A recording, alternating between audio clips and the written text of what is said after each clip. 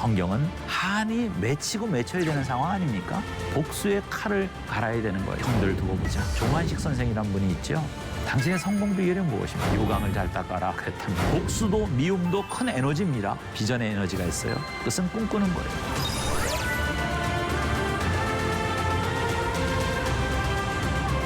직분 문제로 몸살 앓고 있는 한국교회가 좀 이걸 보고 깨달았으면 참 좋겠어요. 교회 일은 참 열심히 하는데 직장 일은 소홀히 하는 분들을 가끔 보게 됩니다. 여러분 그러면 안 됩니다. 그러면 안 됩니다. 형통이 확장되어지는 축복이 될 것입니다. 요셉에게서 우리는 미래의 에너지를 보게 됩니다. 집의 작은 일일지라도 회사의 작은 일일지라도 성실하게 그 일을 하나님의 은혜가 임하는 것이 사람들이 알아주는 것입니다.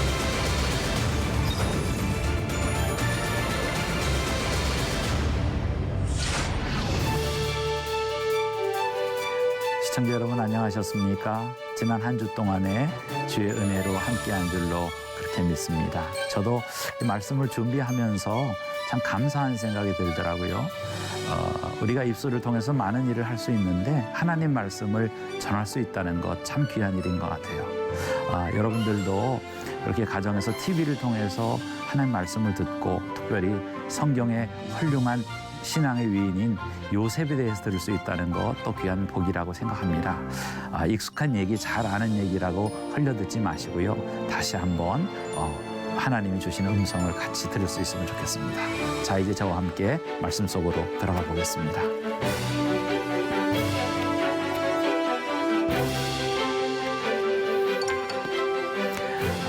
우리가 요셉에 대해서 쭉 말씀 속으로 같이 걸어가고 있습니다. 요셉에 대한 얘기는 창세기 37장부터 50장까지 이렇게 쭉 있는데요. 38장은 그냥 건너뛰겠습니다. 왜냐하면 38장 이제 앞에 보면 요셉의 형인 유다의 집안에 얽힌 좀 비극적이고 아름답지 못한 얘기가 기록되어 있습니다. 유다가 그 신앙 공동체를 떠나서 세상으로 내려가서 그 세상 속에 어울려 살면서 그 집안에 얽히게 된 별로 아름답지 못한 이야기. 여러분 개인적인 관심이 있으면 한번 창세기 38장 읽어보시고요.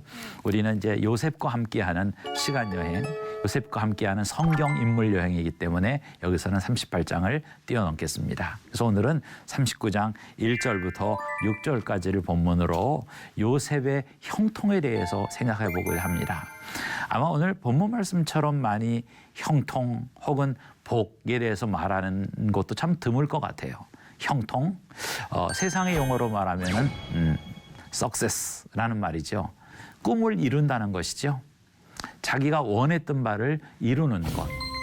누구나 소망하고 누구나 간절히 원하는 그런 것일 것입니다. 하지만 누구나 손에 쥐지 못하는 것, 그것이 바로 형통이지 싶습니다.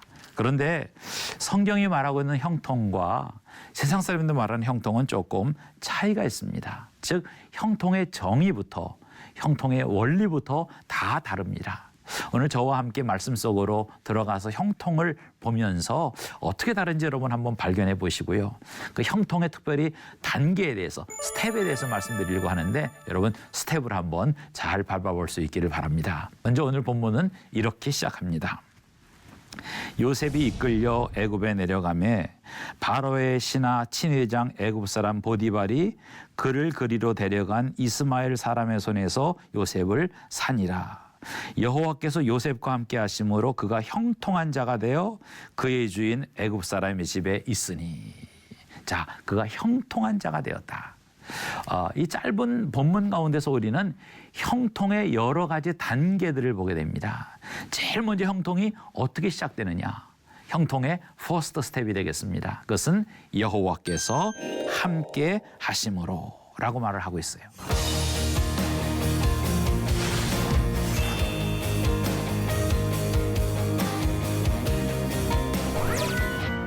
성경이 말하는 복이란 무엇입니까?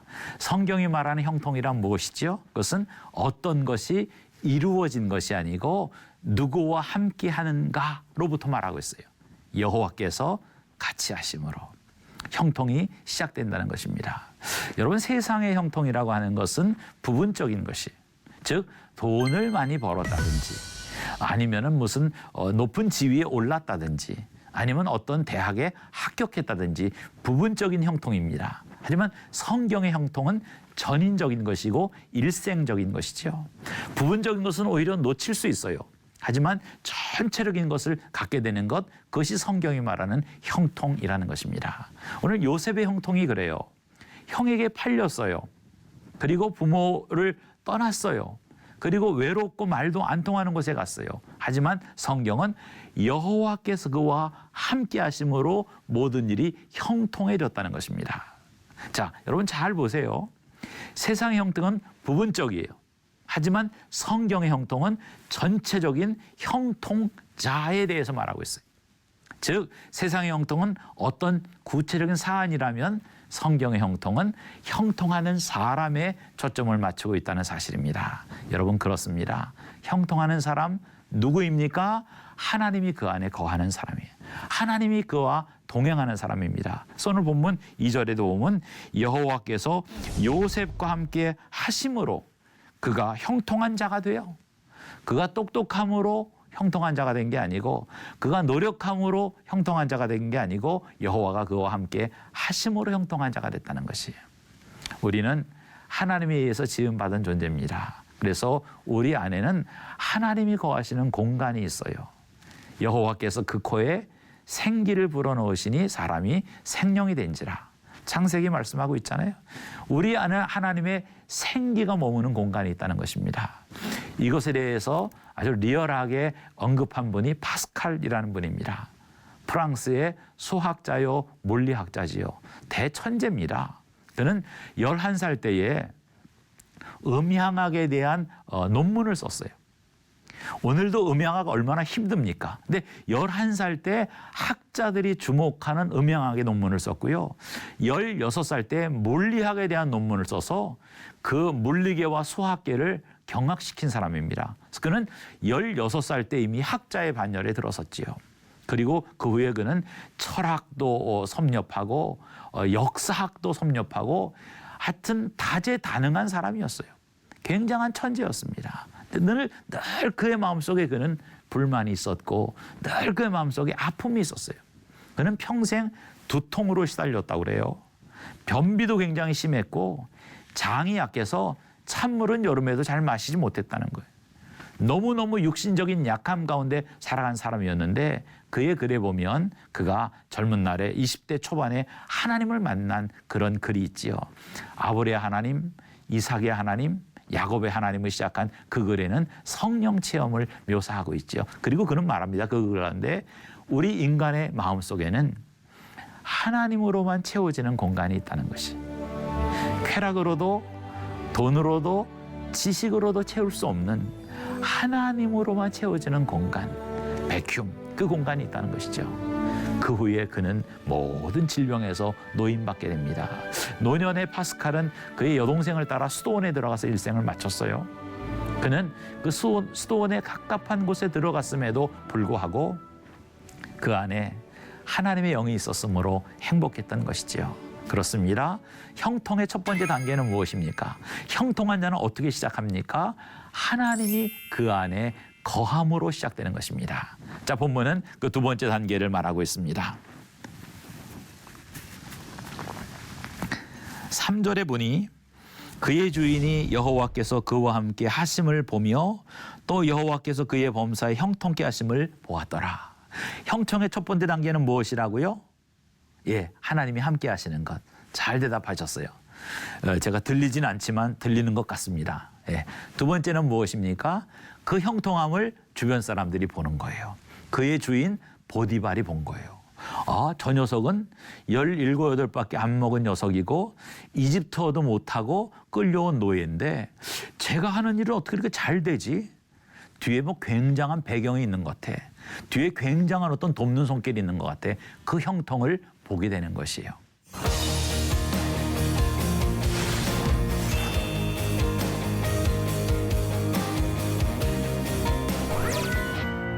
여러분 그렇습니다. 하나님이 함께하는 사람은요. 그가 하나님과 함께함을 주변 사람들이 보게 돼 있어요. 왜냐하면 한두 번이 아니거든요. 여러 번 반복하여서 어떤 은혜가 나타나는 것이, 어떤 기적이 나타나는 것이, 우연처럼 보이는 것이 반복되는 것을 볼 때 그 형통이 주변 사람들에서 인지되어지는 것입니다. 이것이 형통의 두 번째 단계예요. 세 번째 단계로 나갑니다. 스텝 3로 나갑니다. 자, 본문 4절의 말씀입니다. 요셉이 그의 주인에게 은혜를 입어 섬김에 그가 요셉을 가정 총무로 삼고 자기의 소유를 다 그의 손에 위탁하였다. 하나님이 함께함으로 형통이 시작됩니다. 그 형통을 주인이 봅니다. 그러자 세 번째로 그 주인이 그를 귀히 쓰는 것이죠. 가정의 총무로 삼았다는 것입니다.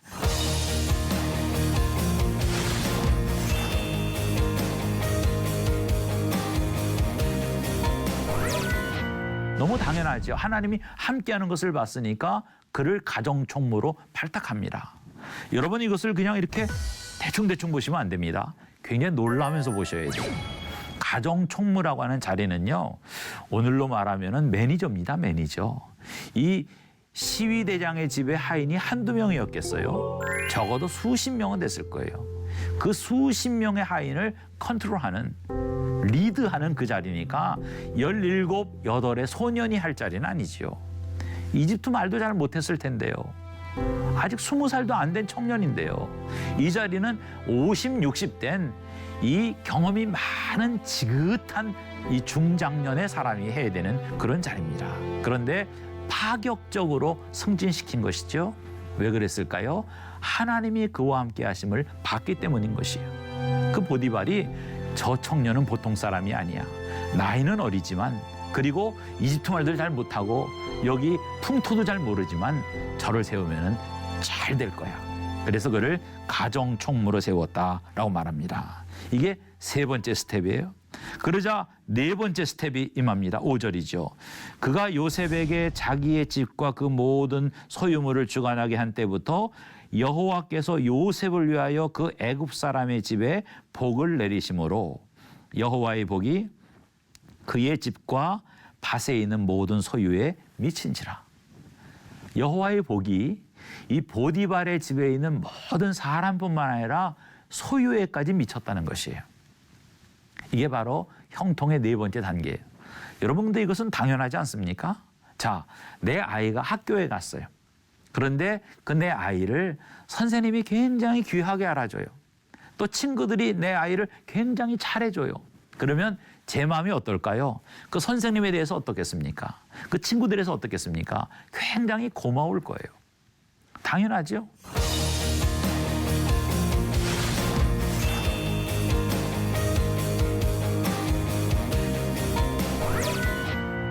내가 귀히 여기는 사람을 귀히 여기면 그에게 잘해주고 싶은 것이에요. 하나님의 마음도 똑같지요. 하나님이 보디발의 집에 왜 복을 주셨을까요? 보디발이 잘생겼기 때문이 아니에요. 그가 권력이 있기 때문이 아니에요. 하나님의 사람, 하나님이 귀히 여기는 요셉을 귀히 여겼기 때문입니다. 그래서 보디발뿐만 아니라 그 집의 소유가 다 복을 받았다고 말합니다. 다섯 번째 단계가 있습니다. 그러자 어떻게 되었습니까? 6절 말씀이지요. 주인이 그의 소유를 다 요셉의 손에 위탁하고 자기가 먹는 음식 외에는 간섭하지 아니하였더라. 요셉의 용모가 빼어나고 아름다웠더라. 자, 이 마지막 부분은 우리가 다음번 강의를 위해 성경이 한 자락 깔아놓은 겁니다. 그러니까 그건 오늘 보지 마시고요. 주인이 요셉의 손에 모든 것을 다 위탁하였다. 보디발이 안 거예요. 여러분, 이 황제의 경호실장 정도의 자리에 올라가는 사람이면 통찰력과 상황에 대한 분별력이 뛰어난 사람이지요. 요셉이 맡고 나서 모든 일이 너무 잘 풀리거든요. 그러니까 그에게 모든 걸 다 맡겨버린 거예요. 재량권을 많이 주었다는 것입니다. 자, 사랑하는 시청자 여러분, 우린 여기서 은혜의 선순환을 봅니다. 복의 확장을 보는 것이죠.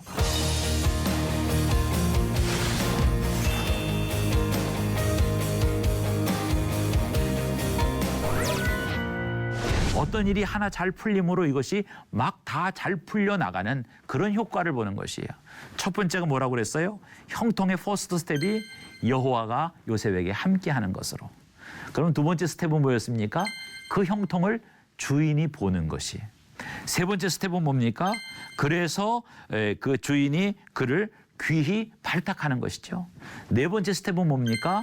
그래서 하나님이 그 복에 복을 주시는 것이고, 다섯 번째 스텝은 뭡니까? 그러자 주인이 그에게 재량권을 다 준 사실입니다. 하나님이 함께함으로 요셉이 복을 받고, 요셉 때문에 보디발이 복을 받고, 그래서 보디발이 요셉을 임명하고, 요셉 때문에 다시 하나님이 복을 주시고, 그래서 이 요셉은 더 높은 자리로 올라가고, 이런 은혜의 선순환이 계속 있게 되는 것입니다. 사랑하는 성도 여러분, 시청자 여러분, 여러분의 가정에도, 여러분의 인생에도 이런 일이 있었으면 좋겠어요. 저도 그랬으면 참 좋겠습니다. 만남이 축복으로 축복으로 축복으로 선순환되어지는 구조, 은혜 안에서만 가능한 것이, 은혜 안에서 누리는 축복인 것입니다. 이것이 세상의 복과 달라요. 여러분, 세상의 복은요, 움켜쥐는 거잖아요. 내가 잘 되면 나 때문에 피해보는 사람이 있어요. 내가 많이 가져가면 나 때문에 못 가져가는 사람이 있어요. 하지만 하나님 주신 축복은 다릅니다. 선순환은 나 때문에 그가 잘 되고, 그래서 그가 또 나한테 신세를 갖고, 그래서 또 그가 복을 받고, 그래서 다른 모든 사람이 다 잘 되는 것이에요. 즉 윈윈이라는 것이죠. 상생이라는 것입니다. 오늘 우리는 요셉에게서 이런 형통의 원리와 형통의 단계와 형통의 선순환을 보게 됩니다. 미래 에너지의 근거는 미래의 꿈인 것입니다. 악령은 과거에 집착하게 돼요. 귀신같이 마치지요. 미래는 전적으로 하나님의 영역이기 때문에 요셉에게서 우리가 배울 수 있는 것이 무엇입니까? 이런 사람은 불평하지 않아요. 예수를 전하고 싶어서 그렇습니다. 그런데 이게 웬일입니까? 이게 웬일입니까? 120, 30년 전 얘기예요. 너무 아름답고 너무 귀한 얘기 아닙니까?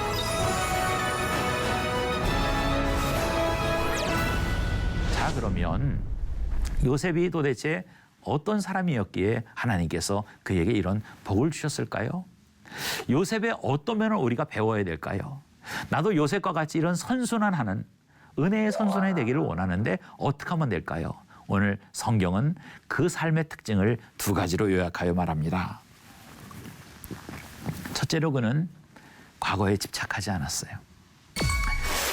여러분, 사실 이 정도 요셉과 같은 상황이었으면 한이 맺히고 맺혀야 되는 상황 아닙니까?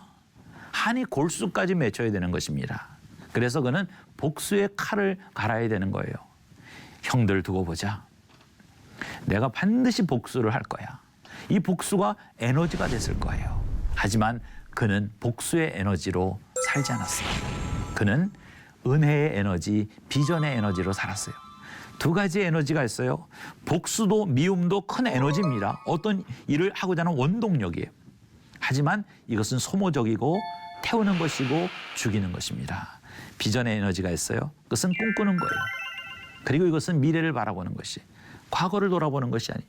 복수의 에너지의 근거는 과거의 한이에요. 하지만 미래 에너지의 근거는 미래의 꿈인 것입니다. 사랑하는 시청자 여러분, 이것이 바로 악령과 성령의 역사의 차이입니다. 악령은 과거에 집착하게 돼요. 그럼 혹시 점 치러 가보신 적이 있나요? 뭐 사주 보러 가신 적이 있습니까? 뭐 과거에 예수 믿기 전에 혹시 다니신 적 있는지도 모르겠어요. 귀신같이 마치지요. 과거 일은 잘 알아요. 하지만 귀신은 미래 일은 모릅니다. 왜요? 미래는 전적으로 하나님의 영역이기 때문이에요. 사탄은 과거 일을 가지고 인간을 협박하고 인간에게 어떤 것을 요구합니다. 하지만 성령은 과거를 잊게 하고 용서케 하고 미래를 꿈꾸고 하는 거예요. 그래서 요엘 선지자의 말처럼 성령이 임할 때 젊은이들은 예언을 하고 환상을 보고 늙은이들은 꿈을 꾼다고 그랬어요. 성령은 꿈꾸게 하는 분이에요. 오늘 요셉에게서 우리가 배울 수 있는 것이 무엇입니까? 과거에 집착하지 않고 미래를 바라보며 나가는 모습입니다. 이런 사람은 불평하지 않아요.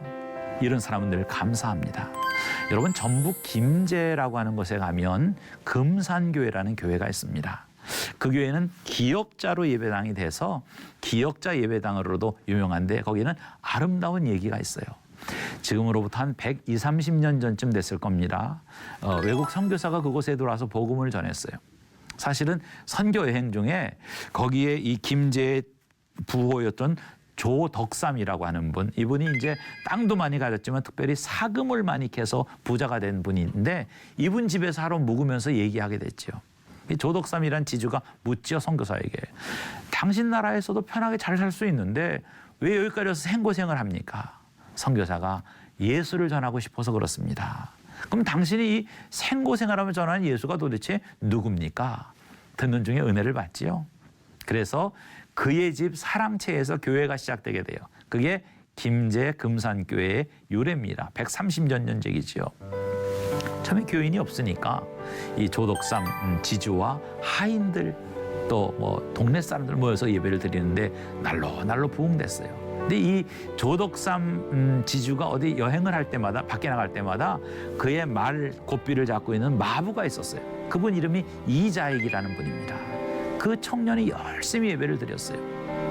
몇 년이 지나서 교인들이 이제 몇십 명 되니까 이 선교사님이 재직을 임명을 했는데 집사들을 임명했어요. 그게 지주인 조덕삼 집사, 그땐 영수라고 불렀어요. 그리고 이자익 집사들을 세웠습니다. 또 세월이 지나 교인들이 더 많아지니까 장로를 세우느라고 장로 투표를 했어요. 장로교회니까. 그런데 이게 웬일입니까? 주인이 떨어지고 마부가 된 거예요. 조덕삼 집사가 떨어지고요.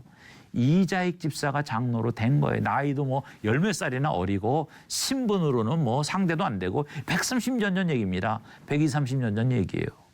그런데 거기서 이 조덕삼 집사가 딱 승복을 하죠, 깨끗하게. 이것은 하나님이 선택하신 것입니다. 과거에 그가 마부였는지 모르고 내 하인이었는지 모르지만 이제는 장로님 되셨으니 내가 그를 잘 섬기겠다고.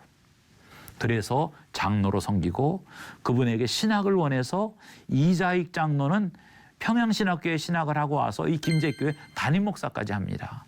그 뒤에 조덕삼 집사가 장로가 돼서 이자익 목사님을 모시고 이 교회를 아름답게 섬기게 되지요. 너무 아름답고 너무 귀한 얘기 아닙니까? 오늘날 직분 문제로 몸살 앓고 있는 한국교회가 좀 이걸 보고 깨달았으면 참 좋겠어요.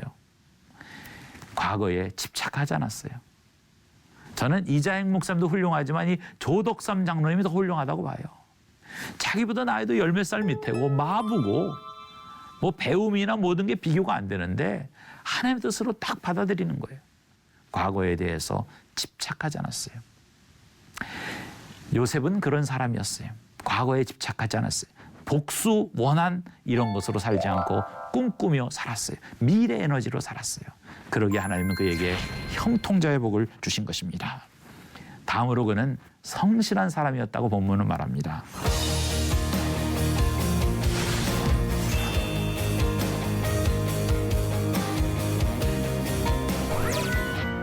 4절에 보면 요셉이 그의 주인에게 은혜를 입어 섬김에 그가 요셉을 가정총무로 삼고 자기 소유를 다 그의 손에 위탁하니 섬겼다.